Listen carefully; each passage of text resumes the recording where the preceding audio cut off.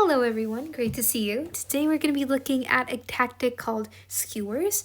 I'm kind of thinking this both as for beginners because, when you're first learning, obviously very important to learn about this. Oh, I'm sorry. That is not the, um, let's go play analysis. It is important to learn basic tactics, but as an intermediate, it becomes increasingly important to understand all these different themes. So, for both clubs, I'm going to be including this video. So yeah, let's look at the skewer tactic, maybe how it's different also from a pin, and then see how it can especially work well with long range pieces that's attacking the enemies that are on the same file or rank. So exactly what is a skewer? A skewer is basically, let's just say, for example, there is a white king on G1, and then there is a white queen on H1, and then there is a black bishop that is on B7. And then let's say there are none of these pawns out here. So, or.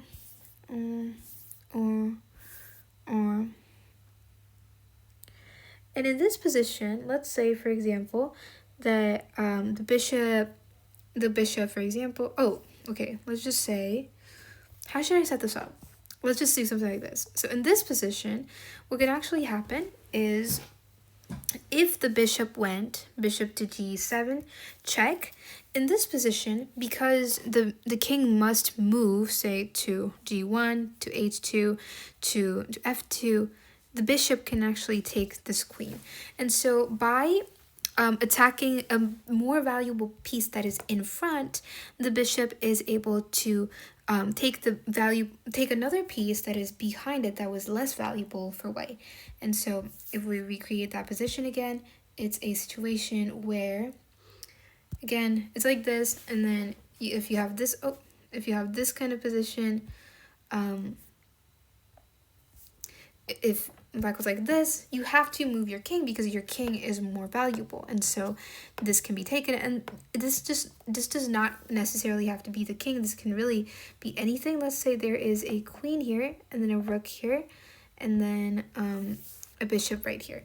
So in this position, because you don't want your queen taken, you'd move it, and then the less valuable piece, which is the rook, would be taken, which is still better than a bishop. And so this would be a very successful skewer as well. Let's also compare this to a pin. A pin is something that a less valuable piece is in front of a more valuable piece. So for for this position, for example, this knight is pinned to the king, to the queen, because if the knight ever decides to move, then this bishop will be this bishop will be able to take the queen. And so in this position, what black can play, wow. I'm sorry. What black can play from here is this, because, well, okay, let's do this. Is actually a move like this, because the knight is not able to move lest the queen should be taken. So wow, this is very confusing. I'm sorry. If the knight ever decided to move, like here, for example, bishop could take it right away, and this would be a devastating loss for white. And so the black king that we saw earlier is an example. The white king we saw earlier is an example of a skewer where the more powerful piece is in front. And this is essentially the thing with skewers. Unless you can block a skewer, for example, like we saw earlier, unless you can block it with let's say we had another piece that's in front. How could we block a skewer? To block a skewer, you could go something like, if you had a bishop here, if you had a rook here, for example, you could block it like this. But then in a lot of cases, these aren't necessarily available, or like in this case, this can just be captured with the same situation. And so more than a pin, a skewer is dangerous. And so it's also a bit harder to happen because you normally don't have two pieces lined up in a row like that easily.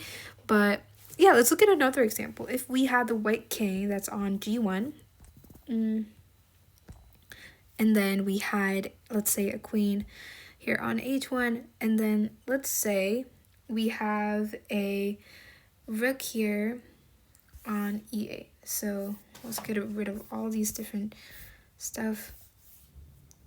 Yeah, let's say this is the kind of position we have. Oh my. Oh no. Okay. Do that again. I'm so sorry.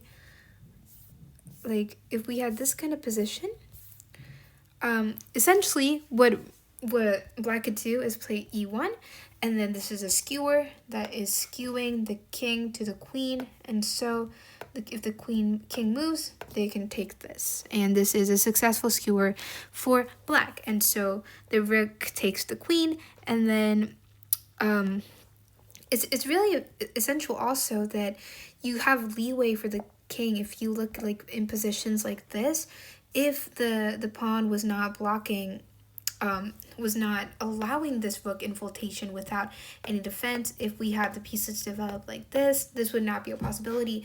And so having your rooks connected to each other, your back rank all open to one another, is really important, and that is also one of the important reasons of fast development. Okay, let's look at another example. For example, I want you to find the best position that you can think of at this moment. So let's just say, let's say we have a king on c1, and then maybe a rook here on d2, and then we have a bishop on h6, and then a bishop here. Okay, so in this position, what would you play? Here is a hint, wink, wink, look here to the left. Okay, in this position, what black must do is go boop, and then, oh, my bad, I switched them up. In this position, when the king moves, they go rook c2, rook c1 takes. Let's now look at a horizontal skewer. This is a diagonal skewer in a sense. If we had a1, maybe a queen on c1. Let's just do here. I think we already kind of looked at this position, but if we have this kind of position, this would be takes, and you would have lost the game like that. And so a skewer is different from a pin because it has a more valuable piece in front of it, and that makes it even more difficult because you can't necessarily do anything. With a pin, you can get out of pins pretty easily. I think there's like a kind of good way to get out of pins is essentially to have another defender for the piece. And so, for example, in a position that's like this that we would often get to, and then if there is a pin like this, a way to block this pin is actually to go bishop here. And this is blocking this pin so that whenever the knight moves, if the knight ever decides to move, there is a bishop that will block the pin. Another way to do this is to, for example, kick them out, to make them go away. With a pin also, an essential thing you can do is just move this, and if it is protected, if the less valuable piece is ever protected, less problems. If with a skewer, however, it becomes increasingly more difficult because I just want to set up a position where this is very interesting. So let's say we went,